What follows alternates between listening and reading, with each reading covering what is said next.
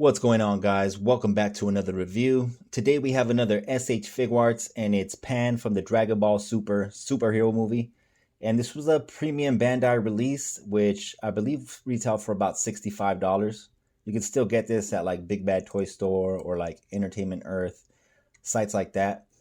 But it's marked up a little bit. You're gonna have to pay between like $80 to $90 plus shipping. So let's see if she's worth it. She is kind of a small figure to carry such a big price tag. So without any further ado, let's take her out the box and let's see if she's worth the money. Okay, so here she is out of the box and onto the rotating platform. First impressions are not bad, a bit underwhelming considering the price, and she is very, very small. And I'm not noticing anything particularly like special going on with her or anything. So I'm wondering why she has such a high price point when full-size figures like Goku, Piccolo, Vegeta, Gohan, they all go for like $35 or so. So I don't know why it'd be the case that she's this expensive. She doesn't bring that many accessories. So I don't know, maybe come articulation time, she's going to be amazing, but I highly doubt it as she's so small. She's got such tiny limbs that what can you really do with them, you know? So let's check out those accessories. We'll go over the paint and details and then do some size comparisons, and then we'll leave with that. All right, so for accessories, she does bring that extra Gohan head with the little winky face, which I think is probably the reason that a lot of people do want this. And she brings 2 water bottles, which are nicely done, by the way. They look very, very nice. And 3 other sets of hands, one of them for pouring the water bottle into. And she does come with another head sculpt with the windswept effect and these 2 faceplates here, which are nicely done. It also includes 2 other faceplates, so for a total of 4, and they're all nicely painted with those nice, cute, rosy cheeks. The print on the eyes is very nicely done. I like the way it looks. So here's the extra Gohan head on the body, and I think it looks pretty good. I do like the hairstyle. Here's a comparison to the original hair that it came with, which is like the Ultimate Gohan with the hair flaring up, which looks really good too. And these faces are not interchangeable. I tried to do it, and it just doesn't work right. They're not made the same way. So you can't really do it. All right, so let's take a closer look at her and go over the paint and details, as I think that they actually nailed the look. Aesthetically speaking, she does look a lot like she did in the movie. They got the outfit right. Her face is just done nicely. Her hair looks pretty much right. There's a little glaring issue there on the hair on the side. It doesn't like look right. But aside from that, I do like the way it looks. There's a little bit of paint like on the wrist and on the boots, just the spots you'd expect, but no type of shading. Now her head is too big, and she does kind of resemble one of these mini Funko Pops. She's too big for what she's supposed to be. She's not in scale with the other figures in the line. And I wish that that wasn't the case, but it is. All right, so let's go over the articulation. And first of all, she can look up this much. She can look down that much. And it is really, really tight.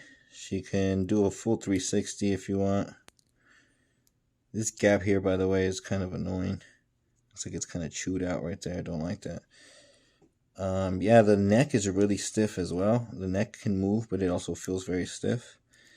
The arms, now the arms are super, super tight. Damn, it feels like it's going to break. It can do a full 360. It can go up about that much, but it also feels really, really tight. It feels like it could break. It's kind of scary. She seems to have somewhat of a butterfly joint, but it's also very tight. Dude, it feels like I'm going to break this figure. There's the butterfly joint. Let's see, she's got swivel at the waist. Now, that's not tight. That's the only thing that hasn't been tight so far. And she can crunch back about that much. Crunch forward about that much. Not too much. The shirt kind of stops that from happening, but I do feel a bit of articulation in it. Let's see, the legs. Holy shit. The legs also feel like they're going to break. Let's try the other one. Damn. So I think that's... Is that all she can kick out? Holy shit.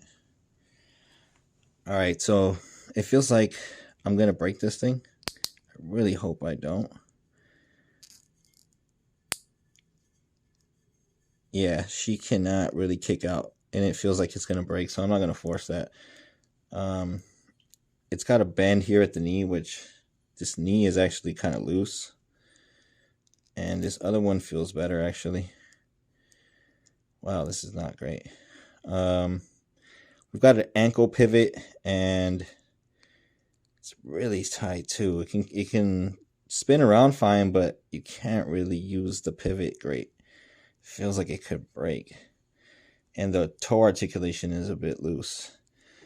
So holy crap, the articulation on this thing is not very ranged, and it's very scary. It feels like it's gonna break super tight or super loose where you don't want it to be. So that's not great at all. Bit disappointed when it comes to the posing. I'm gonna have to add some oil to these legs because holy crap, you cannot do shit with them.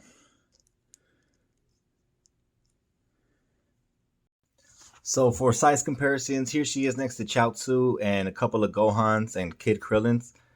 And as you can see, she's much smaller than them, but her head is bigger than all of theirs. So I really don't like that. I wish they would have made it at least like this Gohan's head here. I think that would have been a decent size because it's much bigger than his and he's twice as big as her. So I don't know. It just doesn't seem right. And then the body could have been maybe like Chaozu's because look at this Chaozu, which was kind of an add-on to that Tien, and it has better articulation than her. So he was free, and we had to pay like $65 for this. And here she is next to Gohan and Piccolo, and as you can see, her head is bigger than either one of their heads, and she comes up to their waist, so she's much too big. So don't like that. All right, so final thoughts on this figure. Is she worth the money? I gotta say, no, she's not worth the money. I mean, I was lucky enough to get it on Premium Bandai, and I paid about 65 for her, and I still don't think she was worth it. So if you're gonna pay 80 to 90, it's definitely not worth it.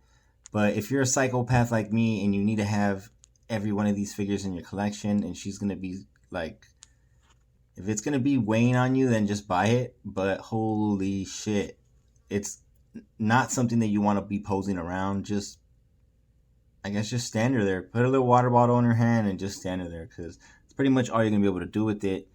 As she's gonna break if you really play with her. I don't know if they're all like this or if this is just my version, but if they're all like this, then that definitely sucks because it's a lot of money for a tiny figure that doesn't bring much, and then it doesn't even do what it's supposed to do. So this seems like it would have been worth it for like $20 or $30 at the most.